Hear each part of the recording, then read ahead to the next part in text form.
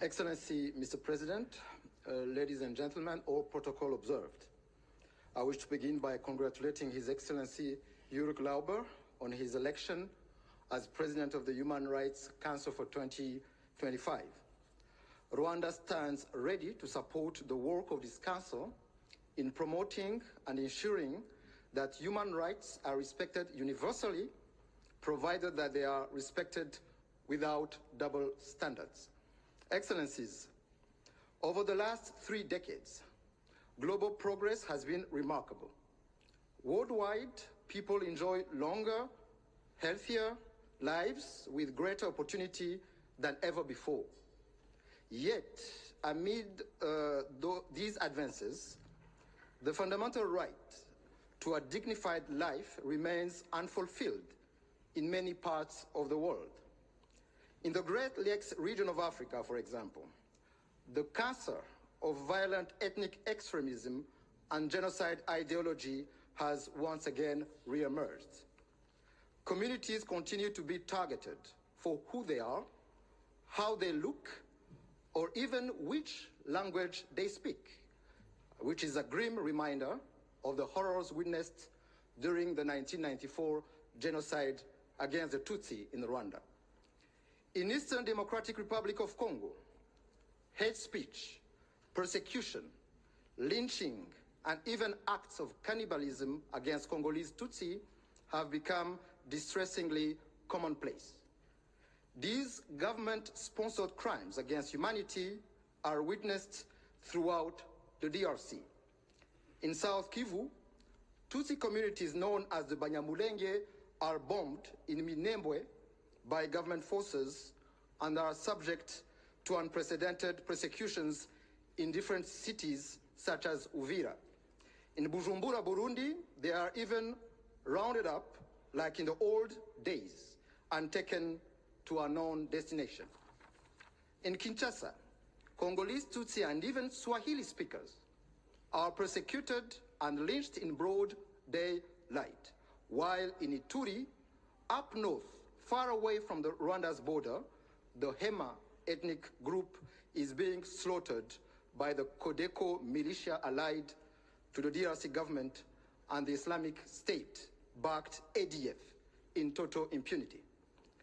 Kinshasa's reckless ethnic politics has created a fertile ground for systematic human rights abuses.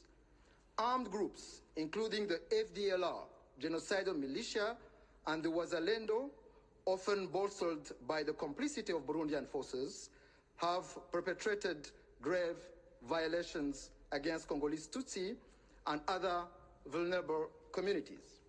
In the DRC, hate speech is weaponized as a political tool by figures such as Justin Bitakwira, a personal friend to President Tshisekedi and member of parliament from the majority party, who declared that every Tutsi is, I quote, a natural-born criminal, end of quote, wondering if the God that created the Tutsi are the same that created Congolese.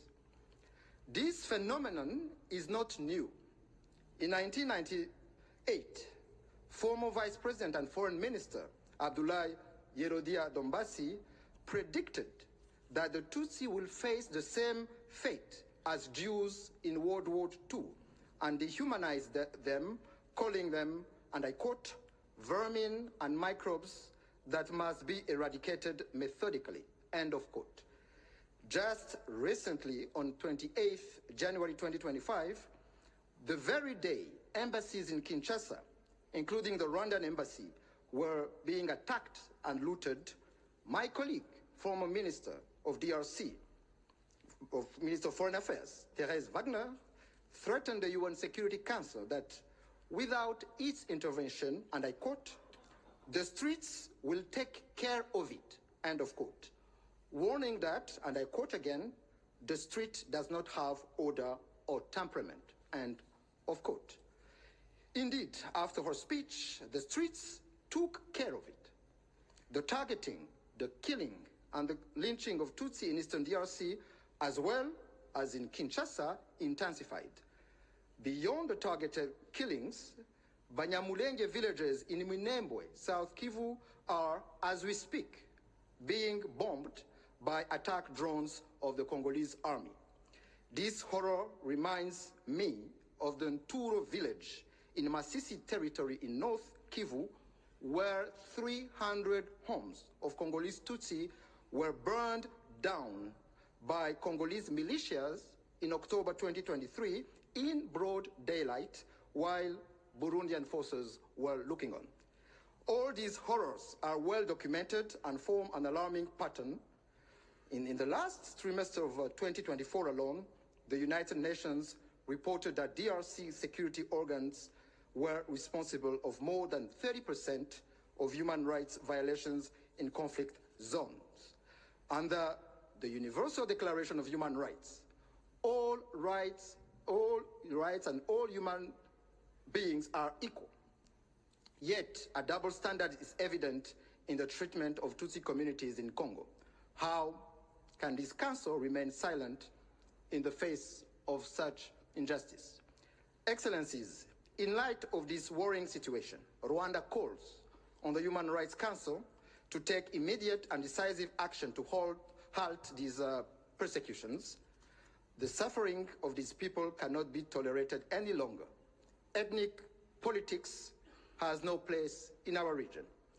As its name indicates, we hope that the recently established fact-finding mission on DRC will conduct impartial investigations into these abuses based on facts, the abuses which are currently being politicized by the DRC government with the support of countries and organizations holding vested interest in the region.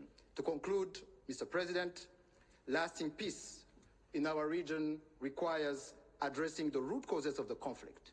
It is imperative that all citizens of the DRC receive the full spectrum of human rights and protections to which they are entitled. I thank you.